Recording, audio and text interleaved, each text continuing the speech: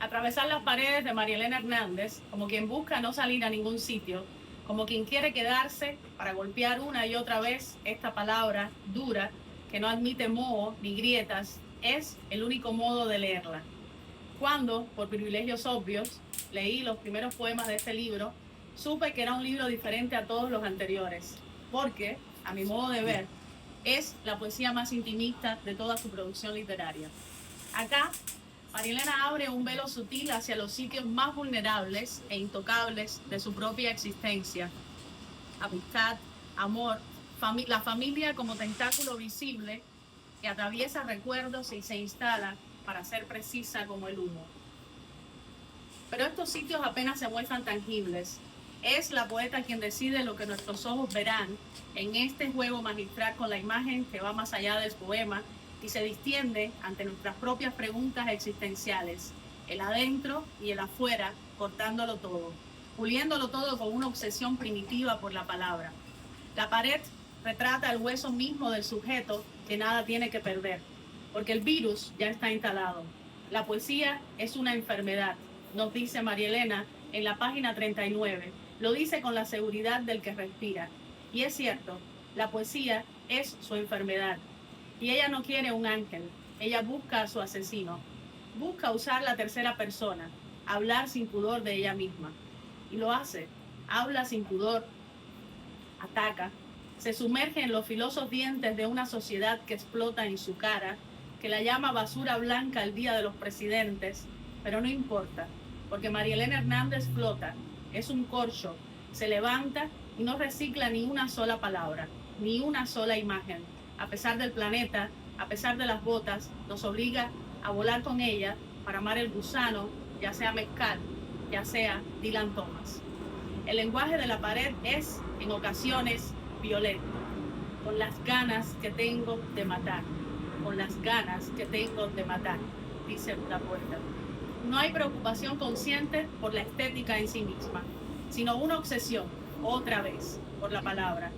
Cuando María Elena escribe, no descansa hasta dejarnos incómodos y al mismo tiempo vivos, hurgando en cada verso, hilvanando un hilo y otro que a propósito ella rompe, con giros que nos llevan a buscar afuera para regresar al eje de adentro y aún allí dar vueltas y vueltas sobre la cabeza de algún Dios que no existe.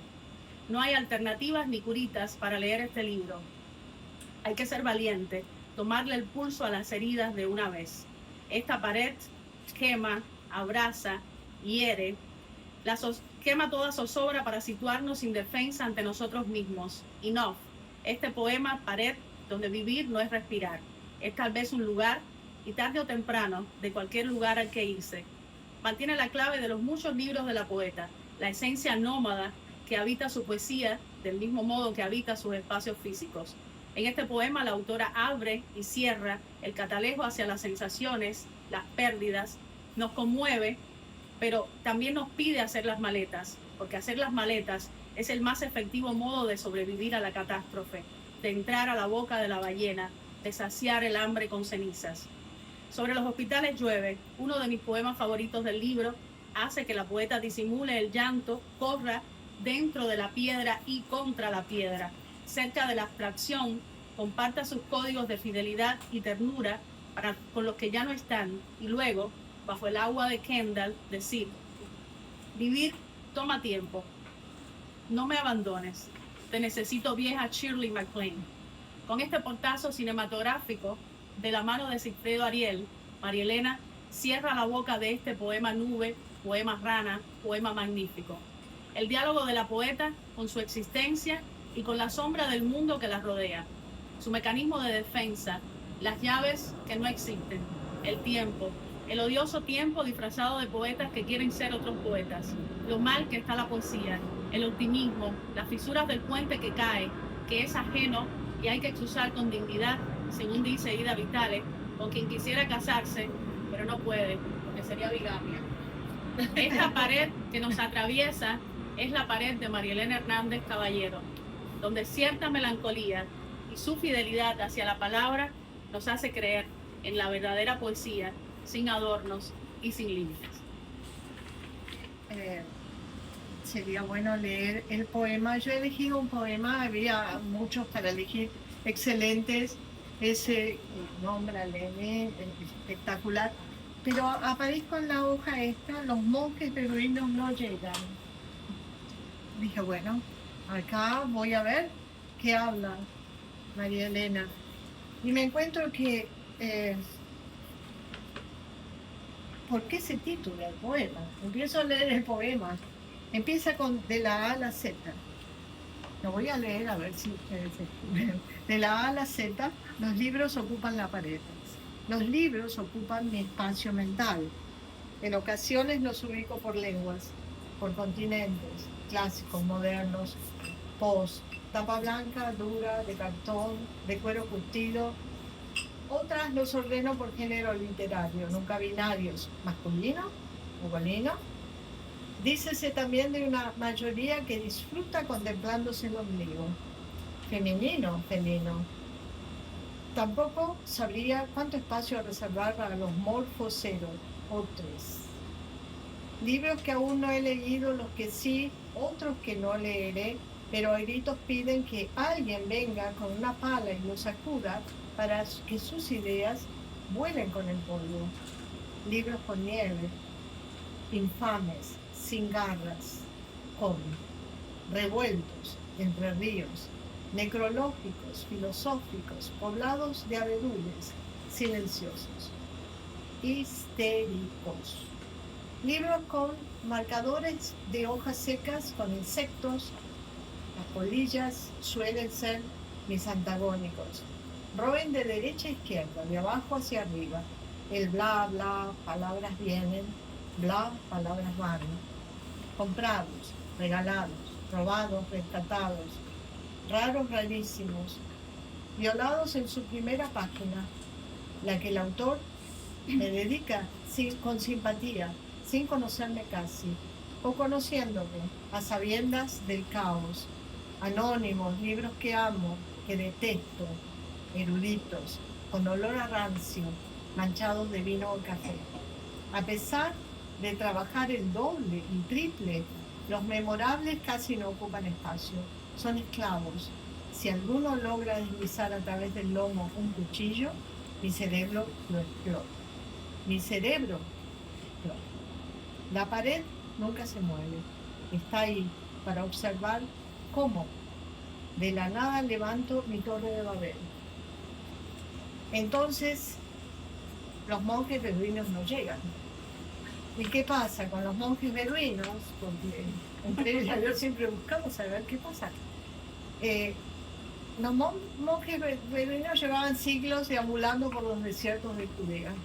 Una noche de verano de 1946, los más jóvenes del clan debían llevar a las cabras al día siguiente a la región sur, donde había pozos con agua. El lugar elegido para el rebaño fue un desierto rocoso en la mayor zona montañosa del mundo, bajo el nivel del mar.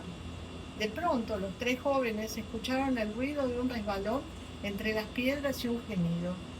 Uno de los animales se había precipitado en una de las pequeñas cuevas que poblaban el lugar. El más pequeño y ligero,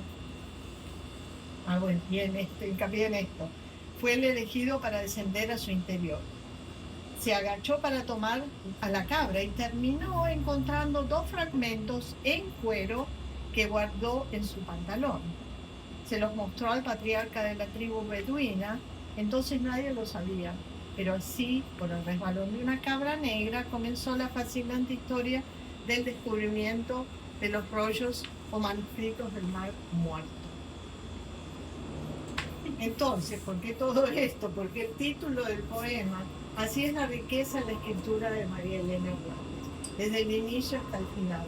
Nada es arbitrario ni simple, aunque en este texto comience su primer verso con el A a la Z, los libros que van a pared. Parece una analogía que los beduinos del Mar Muerto se mezclen en el inanimado mundo de los libros en la biblioteca de la escritora, porque como ella explica, ocupan su espacio mental. Los identifica ordenadamente, los lleva a cada lugar que va, flotan en sus pensamientos las palabras impresas, trata de contenerlos. los pone por continente, tapa blanca o de cuero, nunca binarios, grita, como le dice Armando de Armas, son pedradas. Es fácil y complícita la historia que no pierde por su narración el firme movimiento poético. Fascinante, diría, que así suceda, para ser releída una y otra vez. Nunca poemas de confort, nunca lisos, nunca sin historia para descubrir. Pero ¿a dónde va con este tema? Al mundo que habita con su privilegiada observación. Ella mira detrás del velo en las horas más mundanas, donde no está explorando, leyendo, admirando la belleza de una imagen. Cuando no puede moverse con sus libros a todo sitio que vaya. Aún en lo banal se mueve con el lente de cierta profecía y con los siglos que lleva a sus espaldas. Intuye y busca. Revive lo muerto. Se protege del absurdo con un manto beduino. Se protege hasta de sus libros, porque sabe que algunos la llevarán hasta el infinito. Si no exaltara con rarísimos, cuando dice raros, rarísimos, donde grita otra vez, si no exaltara con rarísimos lo que es rotundamente significativo, no sería su voz la que relata. Anónimos, libros que amo, que detesto, eruditos, con olor a rancio, manchados de vino o de café. Su particularidad es dejarnos ver hasta qué punto se mete en las páginas y en la historia escrita de la A a la Z, sin mencionar autores esfumados o vivos, porque como destacan, su cerebro explota. Tampoco nos dirá que por algunos de sus libros llegó hasta La ventana de Gabriela Mistral para sentir lo que ella sintió, sin fijar su vista en el paisaje, ni siquiera buscar la precordillera, solo mirar lo que la poeta habría visto mientras escribió sus versos. Eso es lo que le importa, eso la hizo crecer hacia su interior. A pesar de trabajar el doble, el triple, los memorables casi no ocupan espacio. Y en la reducción de la palabra está su gracia con la misma fuerza con que grita. El beduino más delgado encontró a la cabra y los manuscritos. Pero como no me podía quedar solamente con eso, dos poemas más solamente, me gustaría leerles algo que observé. Y otro es: todo lo que es tuyo quiere irse. Explotar el sueño de tu cafetera, quebrarse la fantasía de una butaca. La asombrosa facilidad de transformar lo inanimado en cuerpos que laten. Todo convive a su alrededor. Y con ese estallido puede expresarse en un poema, acciones rápidas, palabras que envuelven un mundo de sensaciones. Aparecen otra vez los fantasmas, las torturas del ángel de la muerte. María Elena tiene el don de la palabra, escueta y precisa. Los sustantivos muestran tridimensión, porque así le hace falta. Y así nos hace falta también a los lectores para llegar a atisbarlo tanto, para decir con tan poco. Hasta la chimenea, anémicas, marchan tus palabras. Y el último es que me toca: querida Pangea, te extraño. Este poema me toca en lo personal. Lo hemos hablado poco, pero lo suficiente como para saber que giramos en la misma dimensión. Sus versos dicen: cuando me tiré a dormir la siesta en una ladera del Everest, India y Asia no existían. La tierra era una y yo mutaba libre a raíz o insectos. Suficiente para mostrar en su intimidad no la famosa foto de la Sierra Argentina, sino la que reproduce su cámara orgánica y ancestral, con que ve el pasado mediato e inmediato, las veces prehistórico. Alguna certeza de que también estuvo en otras aguas tantos millones de años. Y sus versos dicen: 15 años atrás, cuando llegué por fin a la cima del cerro La Ventana en Argentina, mientras me quedaba quieta para la foto, sentí una súbita nostalgia por lo que se ocultaba en Cape Fold Belt, Sudáfrica. Y con la naturalidad, no está escrito, pero ¿qué pasa con la Sierra de la Ventana y Cape Fold Belt? sabemos, yo lo sabía, o no me acordaba, fueron unidos. Sierra de la Ventana se unió a Sudáfrica, se unió a otro. Le traje una foto para que lo guarde. Oh, ya. Okay. Se une y ella va a eso. Está en Sierra de la Ventana, no va a buscar. Oh, aquí viene Argentina, Sierra de la Ventana. No, está unido a Sudáfrica. Y eso siente en ese momento, esa nostalgia. Pero tampoco se va de la persona que es, emocional, sensitiva.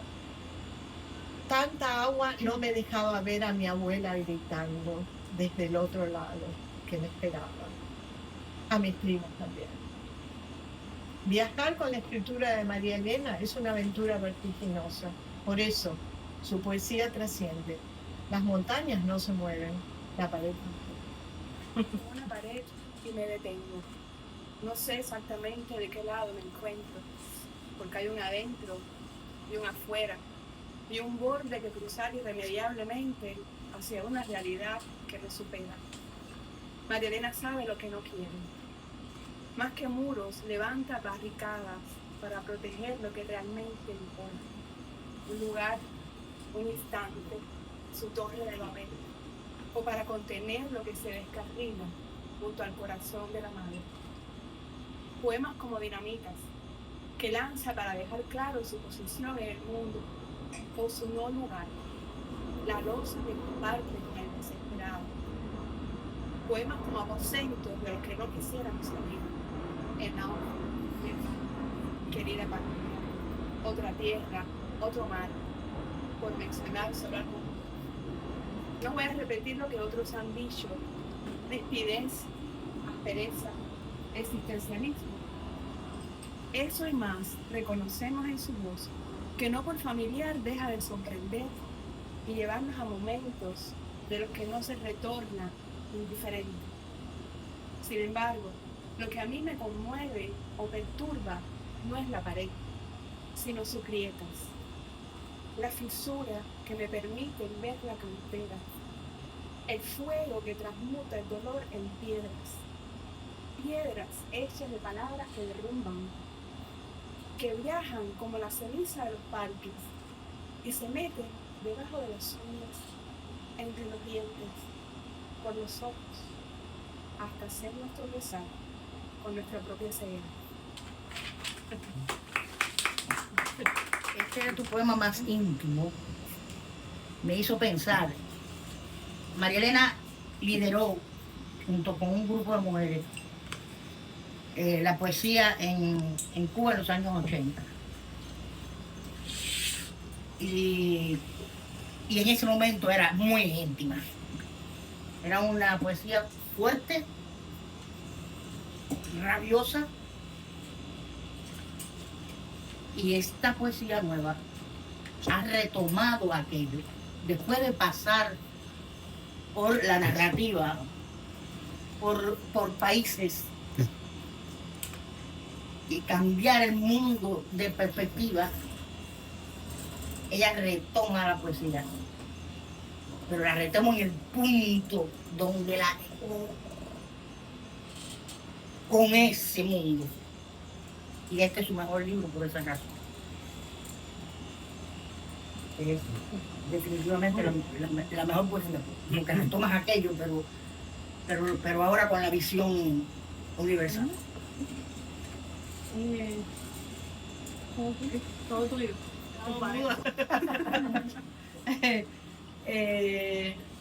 Fue difícil esconderlo, pero... Sí, yo la verdad no tenía idea de nada de esto. Gracias.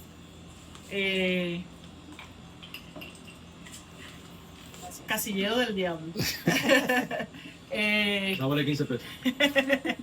Gracias, primero que nada, a Mauricio y a Chenfa, porque la verdad que se han tomado el tema de la presentación del libro de manera muy personal. Yo les agradezco el amor que han puesto en esto. De verdad, yo les...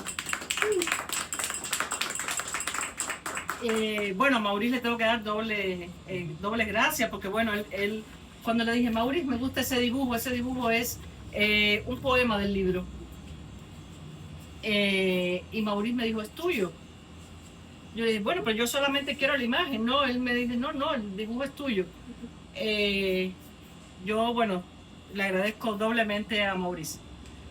Esto es un libro, bueno, escrito, bueno, me hacen sentir ahora como que lo que escribí para atrás no tiene valor, pero bueno, no importa.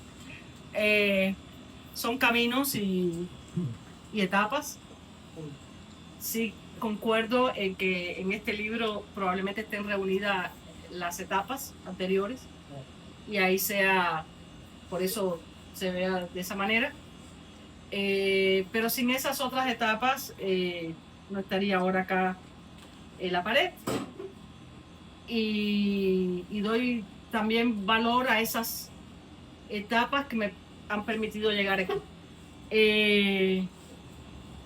Bueno, este libro lo escribí previo a la pandemia, durante la pandemia y post pandemia, pero si lo redondeo, tiene que ver con la pandemia. Poquito antes, durante y poquito después, es un libro de pandemia. También la pared responde un poco a eso. Es una época donde estuve en diálogo con la pared. Además de Jenny, era la pared. Bueno, y Frida. Entonces, es un libro muy de diálogo conmigo misma y con, bueno, todo lo que estaba pasando y lo que me estaba pasando. Voy a leer algunos poemas. No tal vez sean los mejores. Yo normalmente leo, cuando llego a un lugar no preparo demasiado, sino que leo lo que tengo ganas de leer en ese momento y punto. Este poema a mí me gusta mucho, Cierta melancolía. Y se refiere, bueno, a los domingos, esos domingos que son melancólicos y uno no sabe por qué. Bueno, cierta melancolía. En cuanto lo liberé de los comunistas, al domingo le fue permitido sentarse a tomar sol. Entonces llegaron los testigos de Jehová. Entonces los testigos de Jehová salieron a la calle. Fueron de puerta en puerta. Habla que te habla. Los poderosos, gracias a la fe. En mi puerta escribí: Dios ha muerto. Yo ya estaba cansada de ser testigo. El domingo, por su parte, seguía encadenado, harto de los poderosos. Ahora que somos uno, si alguien tocara a nuestra puerta, el domingo y yo le ofreceríamos agua. Hasta puede que pongamos otro plato en la mesa, como si necesitáramos algún tipo de evangelio, como si mi padre estuviera por sentarse a comer. Después hay otro poema que también me gusta. Es un poco raro, pero bueno. Mi tía la zarigüeya. Mi tía la zarigüeya. Además de la mirada triste, ¿qué tiene que ver mi tía con la zarigüeya? ¿Acaso las más de 20 glándulas mamarias? La cría, la cría, la cría. Escucha, zarigüeya. Mi tía se prende, se sujeta a la vida por el dedo pulgar, devora como tú insectos, arañas, y es inmune al veneno de las serpientes. Cuando se tira al suelo, haciéndose la muerta, no es para ver el entierro que le hacen. Mi abuelo ha llegado, ¿recuerdas? Supongo que terminaron queriéndose, que dan largas caminatas juntas. Escucha, zarigüeya, si alguna vez logran atravesar el río y del otro lado tampoco encuentran suficiente educación emocional, en el jardín escarba, tapado con una piedra, envuelto en trapos, dejé el Emilio de Rosón.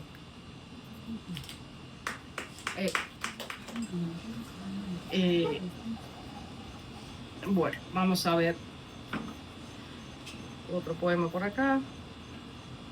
Ah, bueno, el de los monjes ya lo leyó. Este poema también. La coma. Las comas deberían perdonar mi respiración indisciplinada o mi falta de interés. No me gustan los cuchillos y las comas andan afilando cuchillos. Hay que hacer una pausa, un piquete. Otra pausa, otro piquete. Enemigas de todo cierre se extravían por el camino largo. Pereza marcha delante. Le sigue aburrimiento. En el medio, la coma. Mi hermana dice que para ahondar en cierto recuerdo debo aprender a divagar.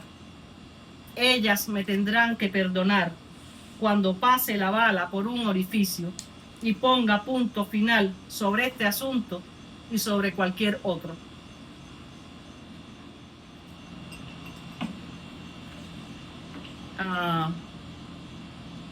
Bueno, vamos a ver. Este poema que bueno, lo citó Susana, creo que también Jenny, Enough. Vivir no es respirar, es también un lugar. Y tarde o temprano, de cualquier lugar hay que irse. Los que ya me abandonaron sin decir ni pío, desde una nube observan. Ángel, Rodrigo, Daniel, Pablo, Sigfredo, Cheli, todos hombres. Como en las guerras, la vejez parece cosa de mujeres. Amor, tenemos ese valor a prueba de bombas. Una bomba, el valor, también son un lugar. El instante, la noche, aquel parto, un árbol, una lombriz, mi fémur, el tuyo. Escribiste un fémur sobre pájaros y los pájaros eran el lugar del cual partimos. Amor, yo no soy como esas mujeres que en las películas asumen el rol de su hombre. Yo no elegí a un hombre, pero los hombres que más quiero se han ido a la guerra y tarde o temprano se esfumarán del todo. Reitero lo dicho, ya no puedo permitir que todo lo vivo, por el simple hecho de respirar, termine postulándose al lugar. Cierta maldad, por ejemplo. Amor, hagamos las maletas. De ahí también hay que irse. Ajá. ¿Eh? El de Madrid, el primero. ¿El de Madrid? Oscuridad. El tren rompe la pared. Magritte baja. Se queda parado encima de la chimenea y pregunta si prefiero puerta o ventana. A cambio pide, para los amantes, que ensayemos el beso. Saca del sombrero 2 capuchas. Luego hombrecitos, cada vez más hombrecitos. Un pájaro, su jaula, pipas, manzanas. ¿Qué quiero? ¿Qué quiero? ¿Acaso nubes? Yo le digo, sin puertas ni ventanas. Quiero una gran pared blanca. Mis ojos necesitan ver. Finito, saqueado, igualito que afuera. Bueno, hola. Este poema porque Jenny me pidió que lo leyera. Sobre los hospitales llueve.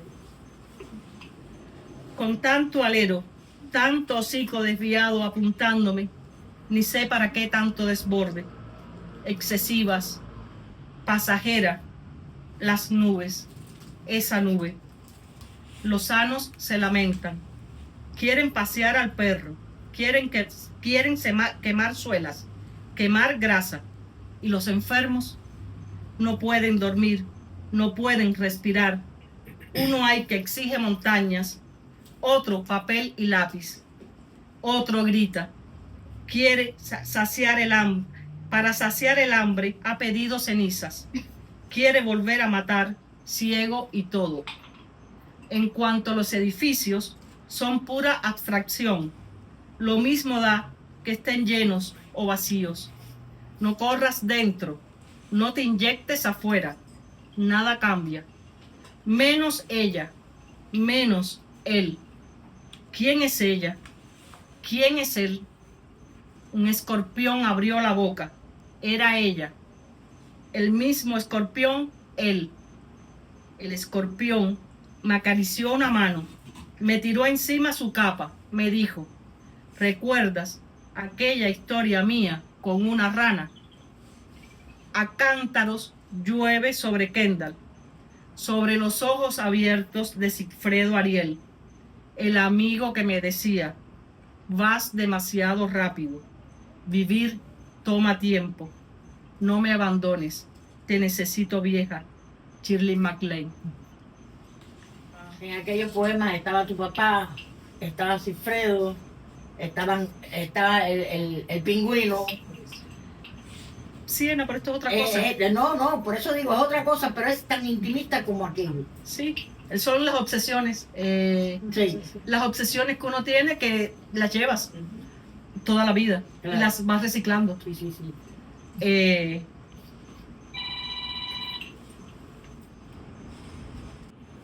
Sana de Acuyaco, Laguna de Monte, lugar donde solíamos ir a remar. Entre los matorrales el bote había encallado. Claro que me levanté. Ellas seguían remando. La meta era Okinawa. Gritaron: no tires el ancla. Tíralo, gritó la grulla que de Okinawa venía. No sé, lee uno más y está bien. Está bien. Uno más y para que ya... Tres más, Mariela. Sigue, ¿quién nomás? Bueno, voy a leer a ver. Bueno, vamos a leer este. Big Bang. La Tierra es un plato, es una manzana, un globo, es una píldora. La Tierra atrae, expulsa, con fuerza. La Tierra odia, la Tierra ama. Los niños la rayan, juegan a lanzar barcos, aviones. De niña devoré bosques, a ciegas una isla tras otra, el desierto de Atacama, de plata un mar. La tierra vive dentro de una escopeta, cada tanto se dispara. Los dinosaurios que desaparecieron luego de habitarla por más de 300 siglos son la prueba.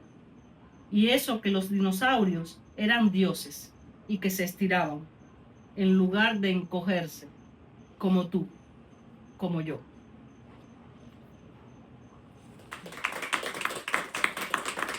Y ya voy a terminar con este. Colón. Cuando Cristóbal Colón descubrió América, ya existía América. 40 millones de personas en 120 idiomas le dieron el primer sí. Luego, en idioma ajeno, la palabra exterminio se coló por los huesos hasta horadar los tuétanos. Todavía la escribo en el idioma 121. Me la llevo y me instalo dentro de mi clan. Que una isla resucite y la quemen. Resucite y la quemen. Es también culpa de Colón. ¿Quién lo mandó a tirar la primera piedra? En cuanto a las piedras, contra el horizonte ya no las tiro. Si a lo lejos aparece de pronto una línea, yo solo voy, la cruzo.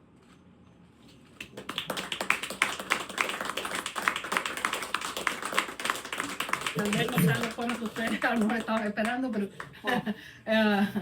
Muy bueno. Y mis poemas eran para ellos muy raros también, lo cual, bueno, me hacía trabajar el doble, porque bueno, tengo que de todas maneras involucrarme con esta gente. Y a mí ese primer paso a mí me nutrió mucho con una poesía más desenfadada, no tan encartonada. Ahí me distancié un poco y pude mirar para atrás y dije, bueno, y también a evaluar de vuelta todo lo que yo había leído en Cuba y qué sé yo, y ya empezaron a tambalearse las cosas y a ocupar otros estantes. Claro. La estantería se movió. Ahí viví 6 años, luego me voy a Argentina y ahí se vuelve a mover la estantería otra vez completamente, porque llego a lo que para mí por primera vez es el continente, porque Chile es otra isla. Y por primera vez yo veo lo que es el continente y digo, wow, pero y ahí me encuentro otra poesía, otra literatura. Confieso que de todas maneras me atrajo mucho más, después no, pero en un primer momento la narrativa argentina, lo que se escribía en el sur de América, había una cosa suelta también, no encartonada, y entonces estos tenían lo que no tenían algunos chilenos, que eran sueltos, pero además había un pensamiento profundo, entonces ya ahí se incorporaba otra cosa. Y yo dije, bueno, acá también hay cosas que aprender.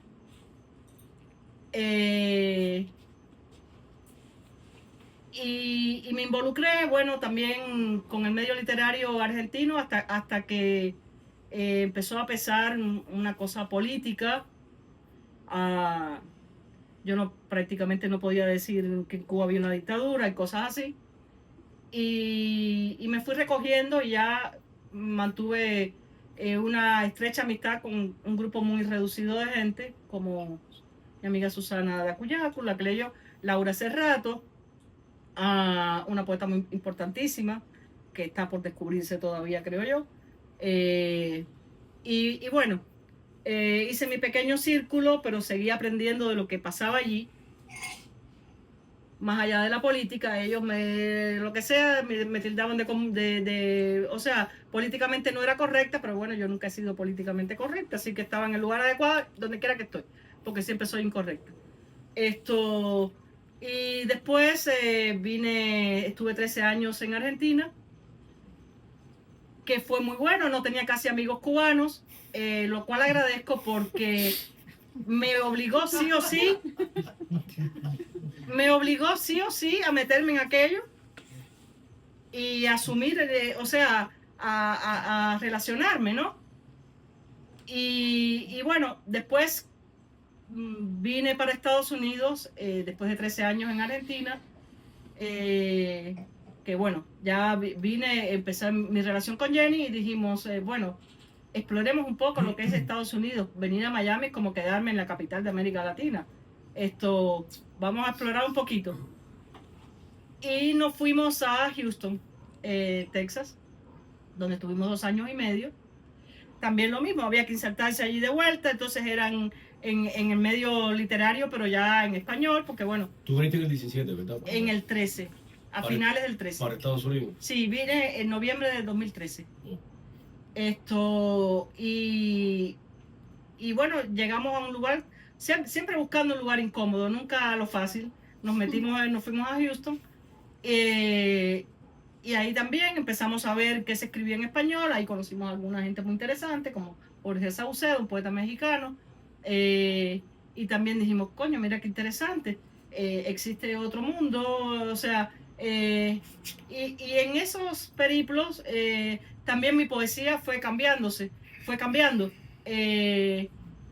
Yo no tengo tal vez una obra homogénea, en un estilo homogéneo, una cosa monolítica, porque responde a una vida nómada que he tenido, y así ha ido cambiando mi manera de ver la literatura y de asumir momentos. Para bien. No me importa, pero yo, o sea, los asumí en su momento como me pareció que que sin importarme más nada que eso, o sea, Claro. y bueno, después de Houston ya vinimos 2 años y medio en Houston, vinimos para Miami, donde estoy por el momento, esperando a los beduinos, a los monjes beduinos. No sé si voy a terminar acá o si vamos a terminar acá, pero probablemente no. Porque bueno, a diferencia de, como digo, un poema de Cavafis que dice que otra ciudad no esperes, yo creo que no tiene que ser necesariamente así. Y ahí estoy buscando la ciudad. Dentro de la ciudad. No importa si no aparece, el problema es buscarla, que es el viaje al final de Odiseo, al final, no sé, creo que, no sé, pero no sé si te respondo, si esto, yo al final creo que he conspirado contra mi poesía yo misma, con tanto movimiento y no haber estado más tranquila en algún lugar, porque por otra parte tampoco puedo escribir si no estoy tranquila. Es una paradoja. Necesito moverme, pero tengo que estar tranquila para escribir. Entonces, es un fenómeno complejo, pero bueno, es lo que hay. Lo has logrado. Lo has logrado, aún así.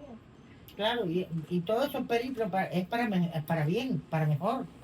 Tal vez no he escrito suficiente en cuanto a que en determinados momentos he vivido más que escribir, o qué sé yo, pero y ha sido una frustración porque sí he tenido ganas de escribir, pero no lo puedo hacer estando mal o moviéndome. Claro. Puede que no esté mal, pero me estoy moviendo. Pero bueno, es como digo, es lo que hay y bueno, y yo lo he asumido con tranquilidad, es lo que hay. Gracias, más lo que hay. No, por nada. Te tengo una pregunta íntima. Sí. Yo veré si te la puedo contestar. No, me la vas a contestar. ¿Has encontrado alguna vez, has visto alguna vez un título en la literatura cubana o en la literatura latinoamericana más largo que tu título del Pingüino Ebrio? No, ¿Tú una puedes vez decir el título tuyo? ¿Tú lo puedes decir? Lo completo. donde se dice que el mundo es una esfera que Dios hace bailar sobre un pingüino ebrio. No hay título largo. Sí, encontré en algún lado un listado de títulos largos. Alguien hizo en algún lado, no me acuerdo dónde, un listado de títulos largos. larguísimos donde estaba el libro mío. Entonces, no estaba por otra cosa que por eso, por título largo. Pero habían unos cuantos más largos que el mío en ese listado. Qué maravilla. Pero el mío estaba ahí como en la punta. Solo comparable con Z, la película de Costa Gabras, que el título es una letra, Z. No. Por eso la pared Bueno. ahora. Claro, Tengo ahí una lista para ver. porque No, voy vi pasando hace por esta 30 años. O sea, La vi hace 30 años y la encontré ahora que está ahí en streaming. Mira, la puse ahí en mi lista para ver. Y ponta. no sé si... Sí. Una pregunta, porque en una reunión de poetas y me interesa saber, cuando tú hablas de tu poesía, ¿qué es tu poesía? No sé, mírala y dime qué es tu poesía, qué crees que es tu poesía. Yo no sé si te puedo contestar esa pregunta así. Bueno, pues esto es muy difícil, pero es probablemente la única cosa que sé con certeza es que es la única cosa que en algunos momentos de mi vida me ha mantenido viva. Eso es lo único que sé con certeza. Después puede ser muchas cosas, otras cosas. Es como una tablita a la que aferrarse. ¿Para qué? No sé. Pero... Y que te controla, además. Me sirve, me ha salvado. ¿De qué? No sé, pero me ha salvado. como un medicamento lírico o algo así, ¿no? Es Más o menos, algo así. aspirina en verso. Y a la vez, me acuerdo una vez saliendo de mi casa, dijiste, en ese momento así de explosión, yo no sé para qué escribo poesía. ¿Te acuerdas? Me maravilló porque lo estás haciendo muy bien. Pero bueno, es que Es que es una enfermedad claro. necesaria. Sí, Además. Bueno, sí, tengo un poema que se titula así, Lo La dijo poesía es como una pasión, o sea, que enfermedad. estaba tomándola. Es una tabla de salvación, pero también es una enfermedad. Es, ¿cómo se llama? Es la enfermedad y el medicamento. La medicina. Es una pasión, claro. Eh, Sí. Si no, no funciona. Sí, porque es una especie de matraquilla. Exacto. Una cosa que te da vuelta. Y tú vas pensando en verso, vas pensando en verso, en heptasílabos. Es una enfermedad porque no es normal. Esto- Yo cuando vi el dibujo de Maurice dije, bueno, este dibujo es el poema. El dibujo de Maurice es Jonás y la ballena. El poema se titula Esto es un cuento, esto no es un cuento. La fantasía sí existe. Ahora mismo en Massachusetts, un hombre fue engullido por una ballena. En el pasado, harta de realidad, la fantasía ordenó a Jonás desobedecer. Se lo ordenó a Pinocho. La desobediencia es el camino hacia la fantasía.